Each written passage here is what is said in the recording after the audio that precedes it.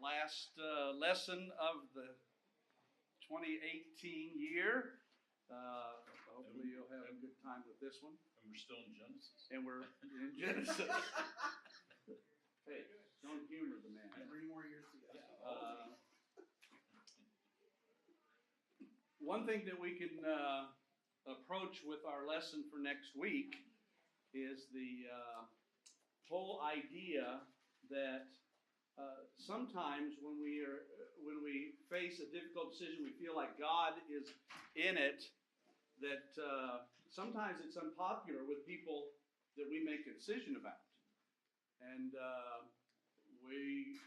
those of us who have seen young people, for example, who have surrendered their life to ministry and have decided to come to college, it's not an uncommon thing for people to not be happy with their decision. It's not popular with those people at home. And yet those people follow through with it, knowing for a certainty in their life that that's what God wants them to do. So that's really kind of what's happening here in our story with Jacob. Because he's making a decision, he knows directly from God it's the right decision, but he also knows it's going to be faced with difficult challenges and even some very hostile responses. So I just reiterated kind of in a transition how long Jacob had worked for Laban. You'll remember he worked for 14 years, basically to pay the dowry price for Leah and Rachel. But you'll recall, even at the end of 14 years, he had decided he was going to go home. But Laban comes to him and makes a very strong and almost begging appeal for him to stay and keep working. And it's with the implication that as you continue to work for me, I will let you reap some of the benefits now of your own work. Profit sharing. Profit sharing. I like it. But he works for an additional 6 years. But the reason why Laban begged him to stay was Laban, it's acknowledged in the text, that Laban realized he had been greatly blessed because of Jacob's ability and the fact that God had blessed Jacob in his oversight of his flocks. Well, God approves of this additional time, and Jacob works hard, but he also works smart and ends up with a very, very substantial benefit for himself. All right, so just related to the context in Genesis 31, we want to talk about the obedience that was required of Jacob when the Lord revealed to him it was time to go back. Again, the big idea, God is with his people giving direction for living. And that's certainly part of this particular story. It begins with the hostility of Laban's brother-in-laws. Now, by implication, when we look at the beginning of the story, the fact that Rachel and Leah had such a substantial role in the household, it appears that there were no sons at that time. Young. Or they were very young, exactly, because Rachel and Leah are doing things that would have been the responsibility of sons. So Laban agrees for Jacob to work in order to get his daughters. But as time goes by, these boys apparently in the family have grown up. And they are acknowledging to their dad, look, he is stealing our inheritance. Everything that's happening is going to him. And when you look at the story very cleverly, Laban is doing all kinds of things. Once they make arrangements on, okay, this will be the color of the sheep and cattle you can keep. And then Laban takes all of the primary colored sheep that should come out in Jacob's favor, and he moves them completely away so that there can't be any genetics engineering involved. But in every circumstance, God is the one that gives the blessing to Jacob. He reaps these benefits, and yet it comes into confrontation because the boys are complaining that Jacob's inheritance is going to ruin them, and even Laban's countenance changed. And he starts looking at Jacob with quite significant difference. Well, God reveals to Jacob it was time for him to go back home. And so it was a difficult decision, but you'll recall that Jacob just knows for certainty that even though it's going to cause some friction and there's going to be some unhappy responses, he just knows after 20 years it's time to go back. And God has told him it's time. What's one of the real reasons why he has to go back? Probably get his inheritance. Okay, maybe a factor. You'll remember he is going to be eligible for some of Isaac's inheritance. In fact, he had been given the blessing and the double portion, but And he doesn't even know if Isaac's still alive. exactly. That's part of my comment in this is part of the reason he's going back. He doesn't even know if his parents are still alive. He doesn't know what's going to face him when he does get there with Esau. So there's a lot of dissonance in his life, uncertainty about going back, but he knows it's the right thing to do. Isn't he in his 80s too? Isn't he? Yes, he is up there in age himself, and his dad is, who we thought was going to die, before he ever left.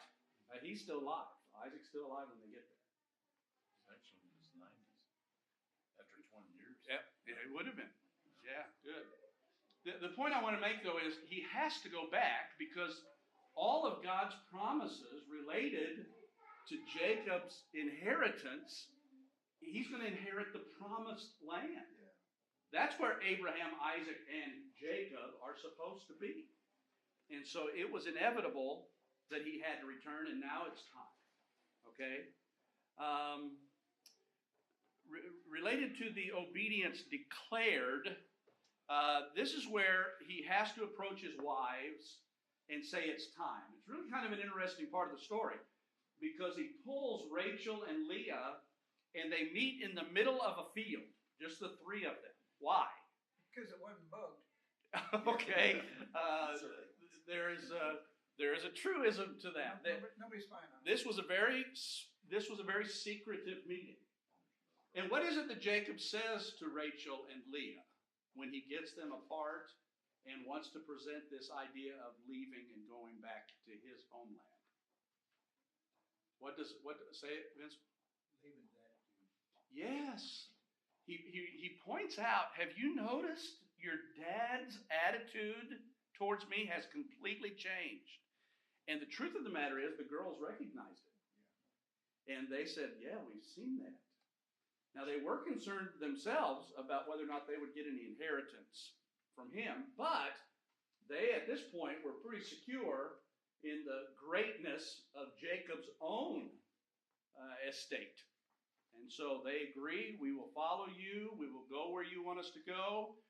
One thing that I include in the notes, and you may come across it as you're explaining it, but what is true about the belief, the faith of Leah and Rachel?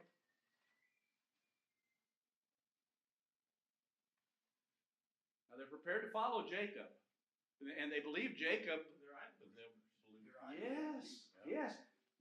Now it's clear that they're coming to believe. They see so much evidence of Jacob's God that they're coming to believe, and they're worshiping him too, apparently. But they're kind of hedging their bets because Laban had these household idols, and you'll remember the next chapter is when they do leave, that Rachel has stolen some of these household gods to take with her. Maybe not so much to directly worship, but in that culture, that would have given her a legitimate claim and inheritance rights to some of Laban's estate, if that was ever needed. Okay, so God identifies himself very clearly to Jacob, and Jacob responds, "Here am I." I'm looking at the top bullet on the third page there, and this kind of speaks to this transformation that's taking place over Jacob's life. He's many times he's talked about the God of my father. He's even talked to his own wives about the God of my father. But it becomes more and more apparent, and certainly will by our next lesson, that God is becoming his God. And it's much more of a personal relationship because Jacob has recognized how many times God has blessed him. And so That's just part of all of our spiritual journeys, right? Is we realize as we grow and mature that God has given us so many times in the past things to remember and to hang on to, that now in faith we can exercise it knowing that He's been faithful to us all these years.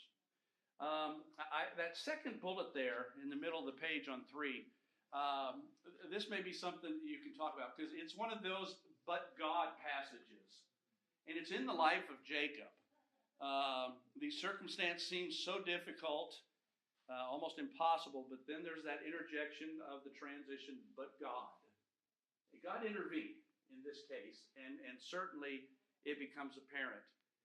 And so what Laban did to Jacob was wrong. What Jacob had done to Isaac and Esau was wrong. But there's this growth process, and certainly God has blessed Jacob through the years, and the ultimate example of some of those "but God" comments. Because what I interject there is that part of the reason why Laban is reaping judgment is because he has turned on Jacob so harshly. And you'll remember the Abrahamic covenant. All the way back in Genesis 12, where God said, I will bless them that bless you, I will curse them that curse you. And now at this point, Laban has had such a bad attitude towards Jacob that's part of the outcome here, is God has rewarded Jacob and He has punished Laban, even to the point where the boys are saying, he is stealing our entire inheritance.